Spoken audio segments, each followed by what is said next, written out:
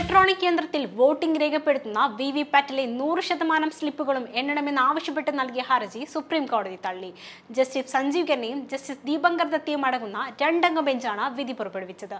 ഒരു വ്യവസ്ഥിതിയെ അന്ധമായി സംശയിക്കുന്നത് സന്ദേഹവാദം വളർത്തിയെടുക്കുമെന്ന് ചൂണ്ടിക്കാട്ടിയാണ് കോടതി നടപടി.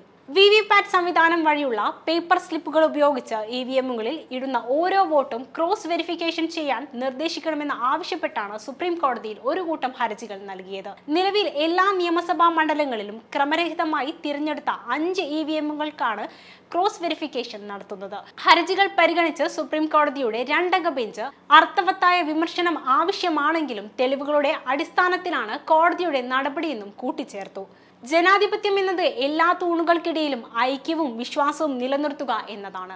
വിശ്വാസത്തിന്റെയും സഹകരണത്തിന്റെയും സംസ്കാരം പരിപോഷിക്കുന്നതിലൂടെ നമ്മുടെ ജനാധിപത്യത്തിന്റെ ശബ്ദം ശക്തിപ്പെടുത്താൻ നമുക്ക് കഴിയുമെന്നും ജസ്റ്റിസ് ദത്ത വിധിന്യായത്തിൽ ചൂണ്ടിക്കാട്ടി.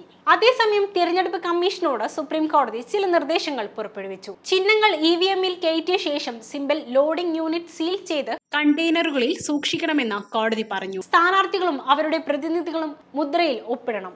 SLU അടങ്ങിയ സീൽ ചെയ്ത കണ്ടെയ്നറുകൾ ഫലപ്രഖ്യാപനത്തിന് ശേഷം കുറഞ്ഞത് 45 ദിവസമെങ്കിലും ഇവിഎമ്മുകൾക്കൊപ്പം സ്റ്റോർ റൂമുകളിൽ സൂക്ഷിക്കണം. കൺട്രോൾ യൂണിറ്റ്, ബാലറ്റ് യൂണിറ്റ്, ഓരോ പാർലമെന്റ് മണ്ഡലത്തിലെ, ഓരോ നിയമസഭാ മണ്ഡലത്തിലെ വിവിപാറ്റ് എന്നിങ്ങനെ 5% ഇവിഎമ്മുകളിലെ ബോണ്ട് മെമ്മറി കൺട്രോളർ ഇവിഎം നിർമ്മാതാക്കളിൽ നിന്നുള്ള ഒരു സംഘം എഞ്ചിനീയർമാർ പരിശോധിക്കണമെന്നും കോടതി പറഞ്ഞു. പരാതി ഉണ്ടെങ്കിൽ ഫലപ്രഖ്യാപനം കഴിഞ്ഞ് 7 ദിവസത്തിനുള്ളിൽ അഭ്യർത്ഥിക്കണം. അഭ്യർത്ഥന നടത്തുന്ന സ്ഥാനാർത്ഥിയാണ് ചിലവ് വഹിക്കേണ്ടത്.